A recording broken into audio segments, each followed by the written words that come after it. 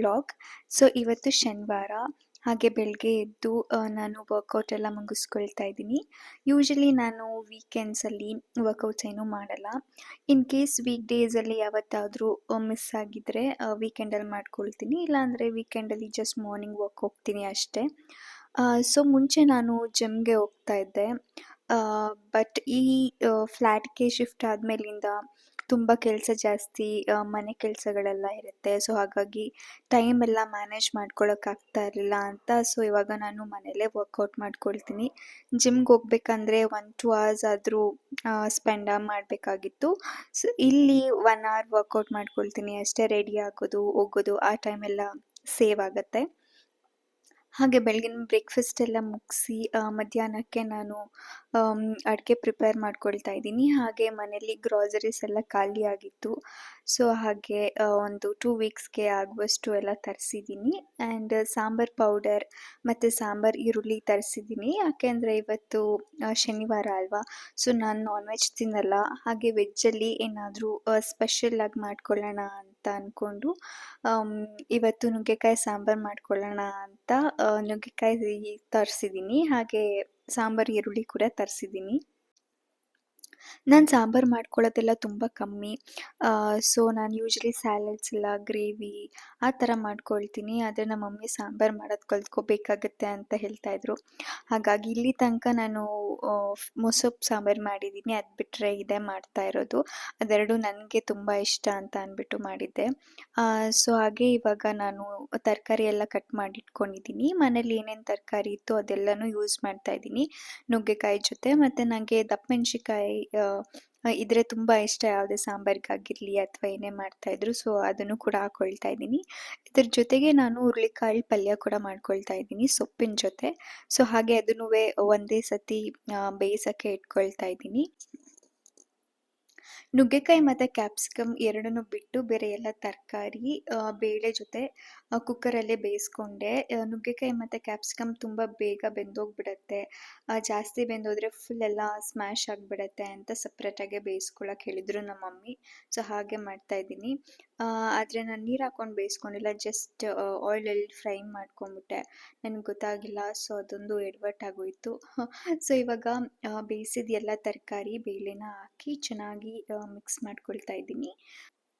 ಹಾಗೆ ನಾನಿಲ್ಲಿ ಒಂದು ಮುಕ್ಕಾಲು ಗ್ಲಾಸಷ್ಟು ನೀರು ಹಾಕ್ಕೊಳ್ತಾ ಇದ್ದೀನಿ. ತುಂಬ ಹಾಕ್ಕೊತಾ ಇಲ್ಲ, ಗಟ್ಟಿಯಾಗೇ ಮಾಡ್ಕೊಳ್ತಾ ಇದ್ದೀನಿ. ಯಾಕಂದರೆ ನನಗೆ ತುಂಬ ಜಾಸ್ತಿ ಆಗಿಬಿಡತ್ತೆ, 3 ಹೊತ್ತು ತಿಂದರೂ ಖಾಲಿ ಆಗೋಲ್ಲ ಹಾಗಾಗಿ. ಆ್ಯಂಡ್ ಇದಕ್ಕೆ ಸ್ವಲ್ಪ ಸಾಂಬಾರು ಪೌಡರ್, ಚಿಲ್ಲಿ ಪೌಡರ್ ಮತ್ತು ಧನಿಯಾ ಪುಡಿ ಹಾಕ್ಕೊಳ್ತಾ ಇದ್ದೀನಿ. ಇದೆಲ್ಲ ಹಾಕಿ ಒಂದು ಸತಿ ಚೆನ್ನಾಗಿ ಮಿಕ್ಸ್ ಮಾಡಿಕೊಂಡು ಸ್ವಲ್ಪ ಟೇಸ್ಟ್ಗೆ ಉಪ್ಪು ಬೇಕು ಅನಿಸ್ತು. ಸೊ ಹಾಗೆ ಇದೆಲ್ಲ ಹಾಕಿ ಒಂದು ಕುದಿ ಬಂದರೆ ಆಯಿತು. ಸೊ ಇದ್ರ ಜೊತೆಗೆ ನಾನು ರಾಗಿ ಮುದ್ದೆ ಕೂಡ ಮಾಡ್ಕೊಂಡಿದ್ದೆ. ಮುದ್ದೆ ಶೇಪ್ ಅಂತೂ ಪರ್ಫೆಕ್ಟಾಗಿ ಬಂದಿಲ್ಲ, ಬಟ್ ನಾನು ಲಾಸ್ಟ್ ಟೈಮ್ ಮಾಡಿದ್ಕಿಂತ ಬೆಟರಾಗಿಯೇ ಬಂದಿದೆ. ನೆಕ್ಸ್ಟ್ ಟೈಮ್ ಮಾಡಿದಾಗ ನೋಡಬೇಕು, ಪರ್ಫೆಕ್ಟಾಗಿ ಮಾಡೋಕ್ಕೆ ಟ್ರೈ ಮಾಡ್ತೀನಿ. ಅದ್ರ ಜೊತೆಗೆ ಹುರುಳಿಕಾಳು ಪಲ್ಯ ಮತ್ತು ಸ್ವಲ್ಪ ವೈಟ್ ರೈಸ್ ಕೂಡ ಮಾಡ್ಕೊಂಡಿದ್ದೆ. ಆ್ಯಂಡ್ ಟೇಸ್ಟ್ ಅಂತೂ ತುಂಬ ಚೆನ್ನಾಗಿಯೇ ಬಂದಿತ್ತು. ಇದು next day Sunday morning. So usually ನಾನು ಸಂಡೇ ಪೂಜೆ ಮಾಡೇ ಮಾಡ್ತೀನಿ. ಹಾಗೆ ಫಸ್ಟು ಎದ್ದು ಪೂಜೆ ಎಲ್ಲ ಮುಗಿಸ್ಕೊಳ್ತಾ ಇದ್ದೀನಿ. ಮುಂಚೆ ಎಲ್ಲ ಯಾವ ಥರ ಮಾಡ್ತಿದ್ದೆ ಅಂದರೆ ಸಂಡೇ ಅಂದರೆ ಒಂದು 10 ಇಲ್ಲ 11 o'clock ತನಕ ಮಲ್ಕೊಳ್ತಾ ಇದ್ದೆ ಆರಾಮಾಗಿ, ಸಂಡೇ ಅಲ್ವಾ ಅಂತ. ಬಟ್ ಇವಾಗಂತೂ ಈ ರೊಟೀನ್ ನನಗೆ ತುಂಬ ಹಿಡಿಸ್ಬಿಟ್ಟಿದೆ.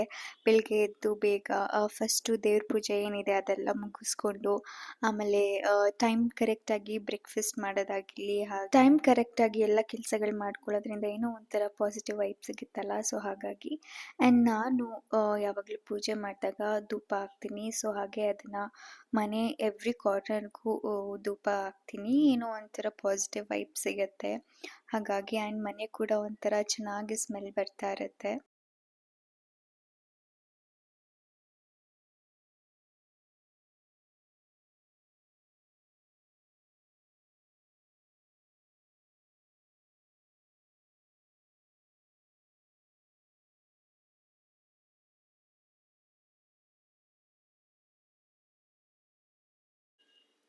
ನಾನಿರೋ ಫ್ಲ್ಯಾಟಲ್ಲಿ ಸಪ್ರೇಟಾಗಿ ದೇವ್ರ ಮನೆ ಇಲ್ಲ. ಸೊ ಅದಕ್ಕೆ ಇಲ್ಲಿ ಸಪ್ರೇಟ್ ಒಂದು ಖಾಲಿ ಜಾಗದಲ್ಲಿ ನಾನು ಒಂದು ಫೋಟೋನ ಇಟ್ಕೊಂಡು ಪೂಜೆ ಮಾಡ್ತೀನಿ.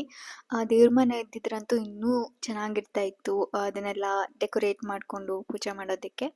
ಸೊ ಇವಾಗ ಪೂಜೆ ಎಲ್ಲ ಮುಗಿಸ್ಕೊಂಡು ನಾನು ನೈವೇದ್ಯಕ್ಕೆ ಇಡ್ತೀನಿ ಯೂಶಲಿ ಪೂಜೆ ಮಾಡುವಾಗ.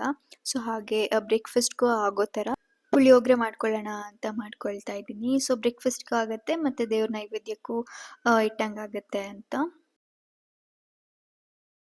ಇವಾಗ ಒಂದು ಟೈಮ್ 9:45 ಆಗಿದೆ. ಸೊ ಪೂಜೆ ಎಲ್ಲ ಆಯ್ತು. ಇವಾಗ ನಾನು ಬ್ರೇಕ್‌ಫಾಸ್ಟ್ ಮಾಡ್ಕೊಬೇಕು. ಹಾಗೆ ದೇವ್ರ ನೈವೇದ್ಯಕ್ಕೆ ನಾನು ಏನೂ ಇಟ್ಟಿಲ್ಲ ಇವತ್ತು. ಸೊ ಇವಾಗ ನಾನು ಪುಳಿಯೋಗರೆ ಮಾಡ್ಕೊಳ್ತೀನಿ ಅಲ್ವಾ, ಅದನ್ನ ಸ್ವಲ್ಪ ದೇವ್ರಿಗೆ ಇಡೋಣ ಅಂತ. ನಾನು ಲಾಸ್ಟ್ ಟೈಮ್ ಲಾಲ್ಬಾಗಿಗೆ ಹೋದಾಗ ಪುಳಿಯೋಗರೆ ಮಿಕ್ಸ್ ತಗೊಂಡ್ ಬಂದಿದ್ದೆ. ಸೊ ಅದಾದ್ಮೇಲಿಂದ ನಾನು ಒಂದ್ಸತಿನೂ ಟ್ರೈ ಮಾಡೇ ಇಲ್ಲ. ಸೊ ಹಾಗೆ ಊರಿಗೆ ತಗೊಂಡೋಗಿ ನಮ್ಮ ಅಮ್ಮಂಗೆ ಕೊಟ್ಬಿಡೋಣ ಅಂತ ಅನ್ಕೊಂಡೆ. ಈ ಜಾಸ್ತಿ ಪುಳಿಯೋಗರೆ ಅದೆಲ್ಲ ನನ್ಗಷ್ಟು ಇಷ್ಟ ಆಗಲ್ಲ. ಸೊ ನಾನು ಅದೆಲ್ಲ ಏನ್ ಜಾಸ್ತಿ ಮಾಡ್ಕೊಳಲ್ಲ. ಹಂಗಾಗಿ ಮಮ್ಮಿಗೆ ತಗೊಂಡೋಗಿ ಕೊಡೋಣ ಅಂತ ಅನ್ಕೊಂಡೆ. ಬಟ್ ಹೋಗುವಾಗ ನನಗೆ ಮರ್ತೋಯ್ತು ತಗೊಂಡೋಗೋದು. ನೆಕ್ಸ್ಟ್ ಯಾವಾಗ ಊರಿಗೆ ಹೋಗ್ತೀನೋ ಗೊತ್ತಿಲ್ಲ. ಅಲ್ಲಿ ತನಕ ಏನಾದ್ರು ಹಾಳಾಗ್ಬಿಟ್ರೆ ಅಂತ ಸ್ವಲ್ಪ ಯೂಸ್ ಮಾಡ್ಕೊಳ್ಳೋಣ ಅಂತ ಅನ್ಬಿಟ್ಟು ಇವತ್ತು ಮಾಡ್ಕೊಂತಾ ಇದ್ದೀನಿ. ಅಂಡ್ ನಾನು ಫಸ್ಟ್ ಟೈಮ್ ಮಾಡ್ತಾ ಇರೋದು ಪುಳಿಯೋಗರೆ. ಸೊ ಎಲ್ಲ ನೋಡ್ಕೊಂಡಿದ್ದೀನಿ ಹೆಂಗ್ ಮಾಡೋದು ಅಂತ. ಇವಾಗ ಅದಕ್ಕೆಲ್ಲ ಏನು ಬೇಕು ಅದೆಲ್ಲ ರೆಡಿ ಮಾಡಿ ಇಟ್ಕೊಳ್ತಾ ಇದ್ದೀನಿ. ಸೊ ನಾನು ಆ ಪೌಡರ್ನ ಫ್ರಿಜ್ಜಲ್ಲಿ ಇಟ್ಟಿದ್ದೆ. ಆಲ್ಮೋಸ್ಟ್ 1 ಮಂತ್ ಆಯಿತು ತಂದು. ಅದಕ್ಕೆ ಚೆಕ್ ಮಾಡ್ತಿದ್ದೀನಿ ಚೆನ್ನಾಗಿದೆಯಾ ಇಲ್ವಾ ಏನು ಅಂತ. ಫ್ರಿಜ್ಜಲ್ಲಿ ಇಟ್ಟಿದ್ರಿಂದ ಏನೂ ಆಗಿರಲಿಲ್ಲ, ಚೆನ್ನಾಗೇ ಇತ್ತು. ಸೊ ಹಾಗೆ ಫಸ್ಟು ರೈಸ್ ಮಾಡ್ಕೊಂಬಿಡೋಣ, ಆಮೇಲೆ ಗ್ರೇವಿ ಮಾಡ್ಕೊಂಡ್ರೆ ಆಯಿತು ಅಂತ ರೈಸ್ ಕೂಡ ಎಲ್ಲ ಇಟ್ಕೊಂಡಿದ್ದೆ. ಸೊ ಬೇಗನೆ ಆಗೋಯ್ತು, ಜಸ್ಟ್ ರೈಸ್ನ ಹಾಕಿ ಮಿಕ್ಸ್ ಮಾಡಿದ್ದಷ್ಟೇ. ಸೊ ಇದಾದಮೇಲೆ ದೇವ್ರಿಗೂ ನೈವೇದ್ಯಕ್ಕಿಟ್ಟು ನಾನು ಅಡುಗೆ ಮನೆ ಎಲ್ಲ ಕ್ಲೀನ್ ಮಾಡ್ಕೊಳ್ತಾ ಇದ್ದೀನಿ. ಓಕೆ, ಅದೆಲ್ಲ ಫಸ್ಟ್ ಕ್ಲೀನ್ ಮಾಡ್ಕೊಂಬಿಟ್ಟು ಆಮೇಲೆ ಬ್ರೇಕ್ಫಾಸ್ಟ್ ತಿಂತೇನೆ.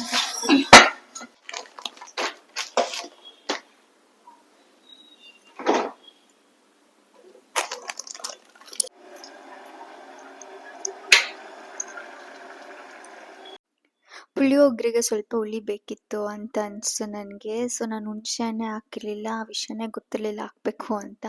ಸೊ ನೆಕ್ಸ್ಟ್ ಟೈಮ್ ಮಾಡ್ಕೊಳ್ಳುವಾಗ ಕರೆಕ್ಟಾಗಿ ಮಾಡ್ಕೊಬೇಕು.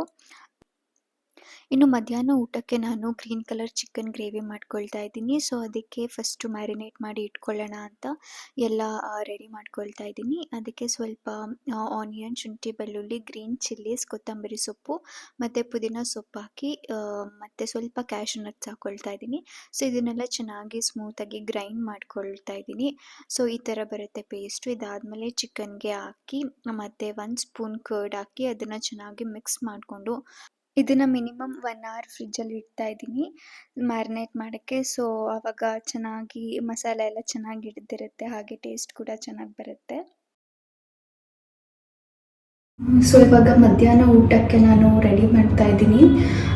ಇವಾಗ ಗೀ ರೈಸ್ ಮತ್ತು ಗ್ರೀನ್ ಕಲರ್ ಚಿಕನ್ ಗ್ರೇವಿ ಮಾಡೋಣ ಅಂತ ಅಂದ್ಕೊಂಡಿದ್ದೀನಿ.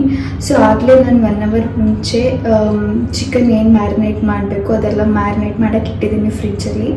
ಸೊ ಆಲ್ಮೋಸ್ಟ್ 1 ಅವರ್ ಆಯಿತು, ಇನ್ನೊಂದು 10 ಮಿನಿಟ್ಸ್ ಇರಲಿ. ಸೊ ಅಷ್ಟೊತ್ತಿಗೆ ನಾನು ಗೀ ರೈಸ್ಗೆ ಏನೇನು ಬೇಕು ಅದೆಲ್ಲ ರೆಡಿ ಮಾಡಿ ಇಟ್ಕೊಂಡ್ಬಿಡ್ತೀನಿ. ಎಲ್ಲ ರೆಡಿ ಆದಮೇಲೆ ನಾನು ಚಿಕನ್ ಮಾಡೋಕ್ಕೆ ಸ್ಟಾರ್ಟ್ ಮಾಡ್ತೀನಿ.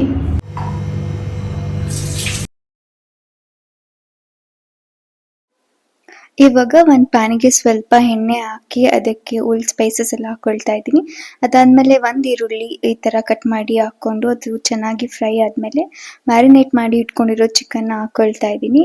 ಸೊ ಇದೆಲ್ಲ ಒಂದು ಸ್ವಲ್ಪ ಹೊತ್ತು ಚೆನ್ನಾಗಿ ಫ್ರೈ ಮಾಡ್ಕೊಳ್ತಾ ಇದ್ದೀನಿ ಹಾಗೆ ಆಯಿಲಲ್ಲಿ. ಇದೆಲ್ಲ ಚೆನ್ನಾಗಿ ಸ್ವಲ್ಪ ಫ್ರೈ ಆದಮೇಲೆ ಸ್ವಲ್ಪ ಅರಿಶಿನ ಪುಡಿ ಹಾಕ್ಕೊಳ್ತಾ ಇದ್ದೀನಿ. ಸೊ ಆಗಲೇ ಅರಿಶಿನ ಪುಡಿ ಹಾಕೋದು ಮರ್ತುಬಿಟ್ಟಿದ್ದೆ ಹಾಗಾಗಿ.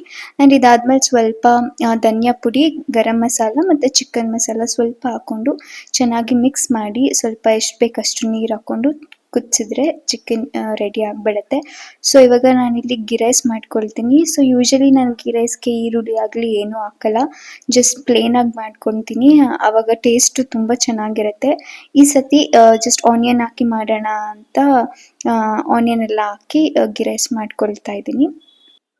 ನಾನಿಲ್ಲಿ 2 ಥರ ರೈಸ್ ಯೂಸ್ ಮಾಡಿದ್ದೀನಿ, ಜೀರಾ ರೈಸ್ ಮತ್ತು ಮಾಮೂಲಿ ಬುಲೆಟ್ ರೈಸ್ ಬರುತ್ತಲ್ಲ ಅದು. ಸೊ ಇದೆರಡು ಕಾಂಬಿನೇಷನ್ ಚೆನ್ನಾಗೇ ಇತ್ತು. ನಾನು ಯಾವಾಗಲೂ ಬರೀ ಜೀರಾ ರೈಸಲ್ಲಿ ಮಾಡ್ಕೊಳ್ಳೋದು. ಸೊ ಇವಾಗ ಈ ಸತಿ ಇದೆರಡು ರೈಸ್ ಹಾಕಿ ಮಾಡೋಣ ಹೆಂಗಾಗುತ್ತೆ ಅಂತ ಅಂದ್ಬಿಟ್ಟು ಟ್ರೈ ಮಾಡಿದೆ. ಇನ್ನು ಇದ್ರ ಜೊತೆಗೆ ಸ್ವಲ್ಪ ಮಜ್ಜಿಗೆ ಕೂಡ ಮಾಡ್ಕೊಂಡಿದ್ದೆ. ಇವಾಗ ತುಂಬ ಬಿಸಿಲು, ತುಂಬ ಸೆಕೆ ಆಗ್ತಾ ಇರುತ್ತೆ ಅಂತ. ಈ ಕಾಂಬಿನೇಷನ್ ತುಂಬ ಚೆನ್ನಾಗಾಗಿತ್ತು. So that's all in this today's vlog. ನಿಮಗೆ ಈ ವಿಡಿಯೋ ಇಷ್ಟ ಆಗಿದ್ರೆ ಲೈಕ್ ಮಾಡಿ, ಶೇರ್ ಮಾಡಿ, ಹಾಗೆ ನನ್ನ ಚಾನಲ್‌ನ ಸಬ್ಸ್ಕ್ರೈಬ್ ಮಾಡ್ಕೊಳ್ಳಿ. See you all in the next vlog. Until then take care and thank you for watching.